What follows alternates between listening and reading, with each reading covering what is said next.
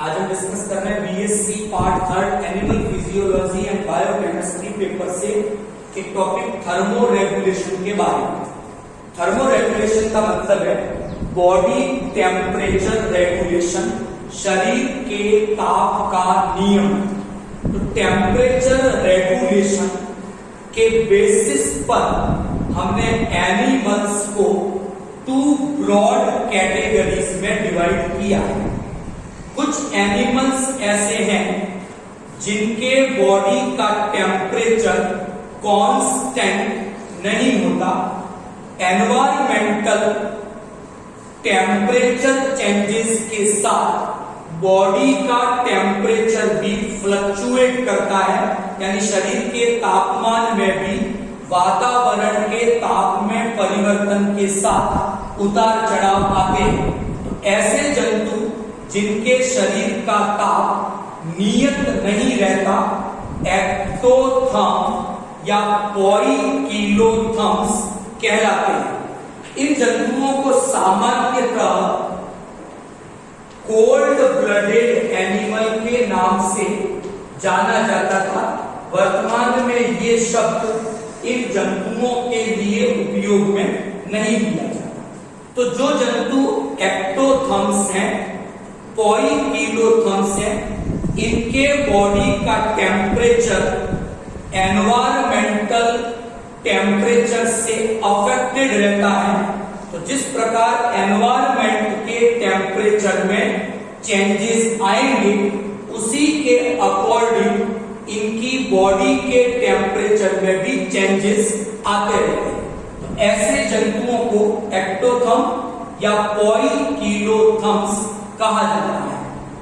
जितने भी रेप्टाइल्स हैं, जितने भी फ्रॉग्स या एम्फीबियंस हैं, वो सभी इस एक्टोथर्म या पॉइकिलोथर्म कैटेगरी में कैटेगराइज किए गए। जो सेकंड कैटेगरी है एनिमल की, वो है एंडोथर्म या होमियोथर्म्स।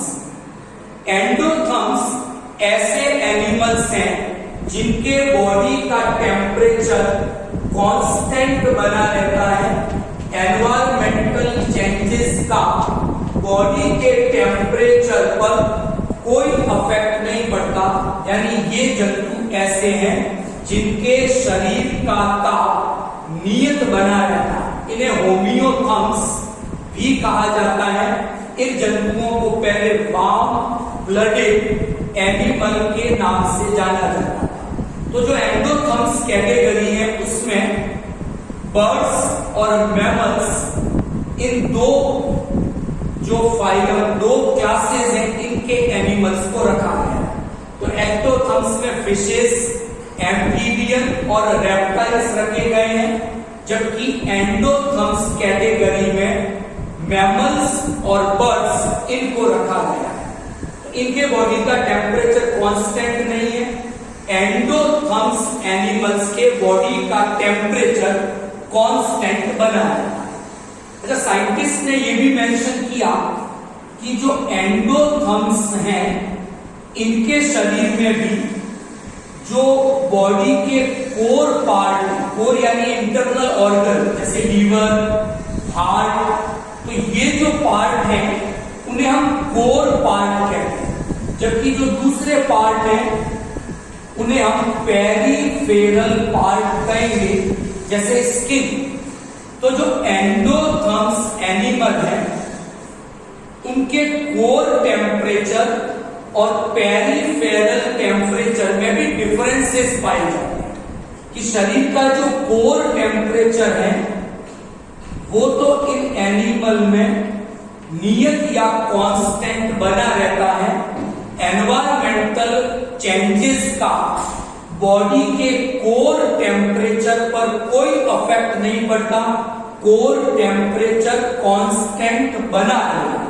लेकिन जो पेरिफेरल पार्ट है, जैसे स्किन, जो डायरेक्टली एनवायरमेंट के कांटेक्ट में है, ये जो टेम्परेचर स्किन का है, वो एनवायरमेंट के साथ फ्लक्चुएट करता है या कम ज्यादा होता है।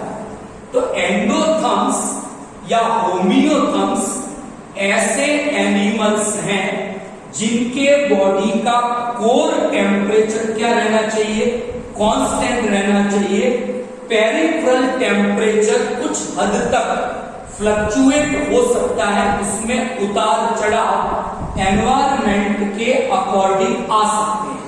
तो अगर हम परिभाषित करें एक्टोथर्म्स को, तो ये ऐसे एनिमल्स हैं जिनके बॉडी का टेम्परेचर नियत या कांस्टेंट नहीं रहता, वातावरण के अनुसार इनके शरीर का ताप कम ज्यादा हो सकता है। एंडोथर्म्स ऐसे जंतु हैं जिनके शरीर का कोर टेम्परेचर कांस्टेंट रहता है, वातावरण के अनुसार वो कोर टेम्परेचर बदलता नहीं, लेकिन उनके शरीर का जो पेरिफेरल टेम्परेचर है, त्वचा का जो तापमान है, वो वातावरण के अनुसार फ्लक्चुएट हो सकता है, कम ज्यादा हो सकता है।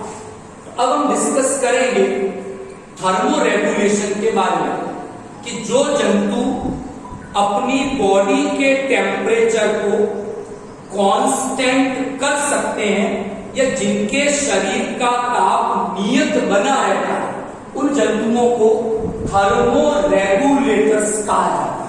यानी जो जंतु एंडोथर्म्स हैं या होमियोथर्म्स कैटेगरी में हैं, उन्हें हम थर्मो रेगुलेटर्स कहते हैं कि ये अपने कोर टेम्परेचर को मेंटेन करके रखते हैं, कांस्टेंट बनाए रखते हैं, चाहे एनवायरमेंट के टेम्परेचर में कितने ही बड़े उतार चढ़ाव आए। तो जो एंडोथर्म्स, होमियोथर्म्स हैं, उन्होंने अपने बॉडी के कोर टेम्परेचर को कांस्टेंट बनाए रखा, इसलिए ये एनिमल्स क्या कहलाएंगे, थर्मो रेगुलेटर्स कहलाएंगे और विपरीत परिस्थितियों में जीवित बने रहेंगे। इसके विपरीत जो जंतु एक्टोथर्म्स हैं, जो अपने बॉडी के टेम्परेचर को नियत बनाकर नहीं रख सकते, उन्हें हम थर्मो कन्फर्मर्स कहेंगे। तो एक छोटा सा डिस्कशन पहले हम करेंगे थर्मो रेगुलेटर्स और थर्मो कन्फर्मर्स के बारे में। तो पहले डिस्कस करें थर्मो रेगुलेटर्स के बारे में। तो जो थर्मो रेगुलेटर्स हैं, ये एनिमल्स क्या करेंगे कि जब भी वातावरण में ताप में उतार चढ़ाव आएंगे, फ्लक्चुएशंस आएंगे, तो एक्टोथर्म्स क्या करेंगे, कुछ व्यवहारिकीय परिवर्तन लाएंगे, कुछ बिहेवियर चेंजेस लाएंगे। क्योंकि जो एक्टोथर्म्स है या जो थर्मो कन्फर्मर्स है, इनके पास इतनी एनर्जी नहीं है कि वे उस विपरीत प्रतिकूल परिस्थिति में ताप नियमन कर सके। मैं एक एग्जांपल लेता हूं, फ्रॉग का एग्जांपल ले, एम्फीबियन है, मतलब वो एक्टोथर्म्स कैटेगरी का जंतु है, तो वो टेम्परेचर रेगुलेट करने में सक्षम नहीं है। मान लो फ्रॉग किसी हैबिटेट में प्रेजेंट है और अचानक विंटर सीजन आने वाली है, सर्दियां आने वाली है, यानी एनवायरमेंट का टेम्परेचर कंटिन्यूसली क्या होता जाएगा, कम होता है। अब ऐसे में इस फ्रॉग के पास दो पॉसिबिलिटीज, दो अल्टरनेट्स। पहला क्या कि वो क्या करे कि अपनी बॉडी के टेम्परेचर को रेगुलेट करने का प्रयास करे। मान लो एक ऐसी बात मानी कि उसने अपने शरीर के ताप को नियत रखने का प्रयास किया और इस प्रयास में उसने क्या किया, हीट प्रोड्यूस की। टेम्परेचर रेगुलेट तो तभी रहेगा जब शरीर के अंदर ज्यादा से ज्यादा ऊष्मा का उत्पादन हो, यहां तक कि तो हीट गेन ज्यादा करे और हीट लॉस क्या करे, वो कम करे। लेकिन इस फ्रॉग के पास ऐसी कोई सुविधा या युक्ति नहीं है कि वो हीट लॉस को कम कर सके। तो एक तरफ उसने अपने स्टोर फूड का मेटाबॉलिज्म किया, हीट प्रोड्यूस की, लेकिन वो हीट लॉस को कम नहीं कर सका, तो लगातार शरीर से ऊर्जा क्या होने लग गई, लॉस होने लगी। और ऐसे में कुछ ही समय में उसके अंदर जितनी संचित ऊर्जा थी वो सब क्या हो जाएगी, समाप्त हो जाएगी। यानी जंतु उस विपरीत परिस्थिति में जीवित नहीं रह सकता। इसलिए ऐसे जंतु क्या नहीं हो सकते, थर्मो रेगुलेटर नहीं हो सकते, क्योंकि वो सक्षम नहीं है उस विपरीत परिस्थिति में अपने शरीर के ताप को बनाए रखने। तो उसके लिए फ्रॉग ने क्या अल्टरनेट काम में लिया, उसने अपने उपापचय को डाउन कर दिया। शरीर में जो ऊर्जा है वो संचित रही, उसने अपनी सभी क्रियाएं मिनिमाइज कर दी और केवल वो ही क्रियाएं शुरू रखी जो जीवित रहने के लिए आवश्यक है। तो ऐसे जंतु जो ताप का रेगुलेशन नहीं कर सकते उन्हें हम क्या कहेंगे, थर्मोकन्फर्मर्स। यानी इनके पास इतनी कैपेसिटी नहीं है कि वो अपने टेम्परेचर को रेगुलेट कर सके, उन्हें हम क्या कहेंगे, थर्मोकन्फर्मर। तो ऐसी कंडीशन में फ्रॉग ने हाइबरनेशन, शीत निष्क्रियता की एक प्रक्रिया काम में ली। बाद में डिस्कस करेंगे उसके बारे में। लेकिन जो जंतु एंडोथर्म्स है, यानी जिनके शरीर का टेम्परेचर कांस्टेंट है, इसका मतलब वो हीट गेन और हीट लॉस, ऊर्जा की प्राप्ति और ऊर्जा का हास, इन दोनों में एक समन्वय, एक बैलेंस बना के रखेंगे। और क्या करके रखेंगे, अपने टेम्परेचर को नियत बनाए रखेंगे। ऐसे जंतुओं को हम क्या कहेंगे, थर्मो रेगुलेटर्स। ऐसा ये जंतु मानव है, सभी पक्षी है, वो इस कैटेगरी में आते हैं। तो वो सब थर्मो रेगुलेटर्स हैं। वो अपने उपापचय में परिवर्तन लाएंगे और शरीर में ऊष्मा उत्पन्न करेंगे, ऊर्जा की हानि को कम करेंगे और विपरीत परिस्थितियों में अपने शरीर के कोर टेम्परेचर को क्या बनाए रखेंगे, नियत बनाए रखेंगे। अब हम डिस्कस कर रहे हैं कि जो जंतु अपने कोर टेम्परेचर को कांस्टेंट बनाए रखते हैं, तो उनमें जो थर्मो रेगुलेशन की प्रोसेस हो रही है, ताप नियमन की जो क्रिया हो रही है, वो किस प्रकार होगी। तो दो बेसिक प्रिंसिपल पर थर्मो रेगुलेशन वर्क करता है।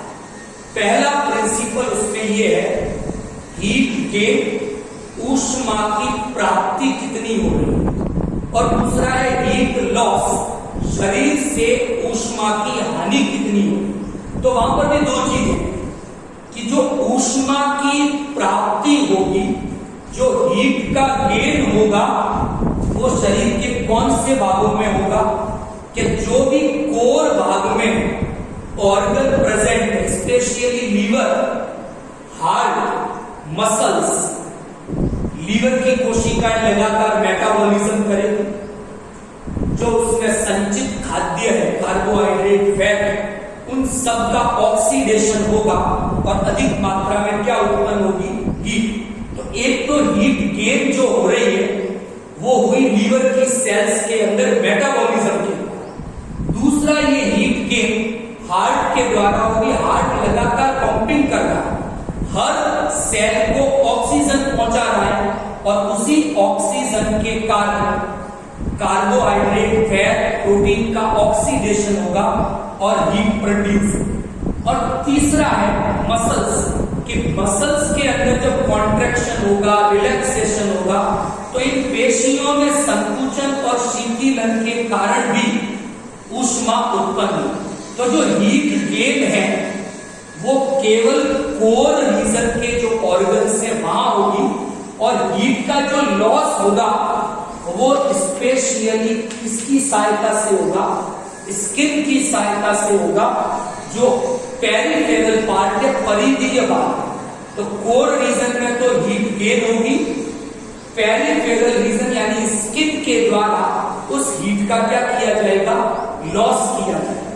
अब कब हीट गेन ज्यादा होनी चाहिए, कब हीट लॉस ज्यादा होनी चाहिए, ये डिपेंड करेगा एनवायरमेंटल टेम्परेचर चेंजेस पर। अगर एनवायरमेंट का टेम्परेचर लगातार कम हो रहा है, जैसा विंटर सीजन में होता है, तो ऐसी कंडीशन में क्या हो जाना चाहिए कि जो कोर रीजन है वो ज्यादा से ज्यादा हीट गेन करेगा, तो ऊष्मा की प्राप्ति तो ज्यादा होगी, लेकिन पेरिफेरल रीजन यानी स्किन के द्वारा हीट के लॉस को क्या कर दिया जाएगा, मिनिमाइज कर दिया जाएगा। तो विंटर सीजन में हीट गेन ज्यादा हुआ, हीट लॉस कम हुआ, तो जो कोर टेम्परेचर है वो कांस्टेंट बना रहेगा। इसके विपरीत अगर समर की बात करें, जब एनवायरमेंट का टेम्परेचर ज्यादा इंक्रीज हो गया तो उस केस में क्या किया जाना चाहिए कि कोर रीजन हीट प्रोडक्शन कम कर दे, यानी हीट का गेन कम हो और हीट का लॉस क्या कर दिया जाए, इंक्रीज कर दिया जाए, बढ़ा दिया जाए। तो ऐसी स्थिति में हीट गेन कम होगा, हीट लॉस ज्यादा होगा, तो भी टेम्परेचर जो कोर रीजन का है वो मेंटेन या कांस्टेंट बना है। तो इन दो बेसिक प्रिंसिपल पर थर्मो रेगुलेशन की प्रोसेस काम करती है। यहां तक ठीक। अब समर में कैसे थर्मो रेगुलेशन होगा, विंटर में थर्मो रेगुलेशन कैसे होगा, एक एक करके स्टेप बाय स्टेप डिस्कस करें। कि जब विंटर सीजन है, इसका मतलब एनवायरमेंट का टेम्परेचर लगातार डिक्रीज हो रहा है। तो ऐसी स्थिति में जो स्किन है, पेरिफेरल रीजन है, वो तो उस एनवायरमेंट के डायरेक्ट कांटेक्ट में है। इसका मतलब हीट का लॉस तो क्या होना चाहिए, ज्यादा। तो हमारी बॉडी इस प्रकार से काम करेगी कि विंटर सीजन में किसी भी तरीके से ऐसा मैकेनिज्म चलेगा कि स्किन से हीट के लॉस को क्या कर दिया जाएगा, मिनिमम कर दिया जाए, ताकि शरीर से हीट लॉस ना हो। और अंदर जो मेटाबॉलिज्म, मसल्स कॉन्ट्रैक्शन, वो सब प्रोसेस इंक्रीज हो जाएगी ताकि हीट का गेन ज्यादा से ज्यादा हो। तो जब हीट का गेन बढ़ जाएगा तो अंदर जो कोर टेम्परेचर है वो मेंटेन बना रहेगा। समर में उल्टा होगा, विंटर में अलग होगा। तो स्टेप बाय स्टेप कल से डिस्कस करेंगे कि समर सीजन में कैसे थर्मो रेगुलेशन वर्क करेगा, विंटर सीजन में कैसे थर्मो रेगुलेशन वर्क करेगा, और ह्यूमन में एक स्पेशल मैकेनिज्म है वो भी डिस्कस करेंगे, काउंटर करंट हीट मैकेनिज्म। और उस काउंटर करंट हीट मैकेनिज्म के कारण भी विंटर में और समर में स्किन एनवायरमेंट के कांटेक्ट में होते हुए भी कोर टेम्परेचर पर कोई बड़ा इफेक्ट टेम्परेचर का नहीं पड़ता। Thank you.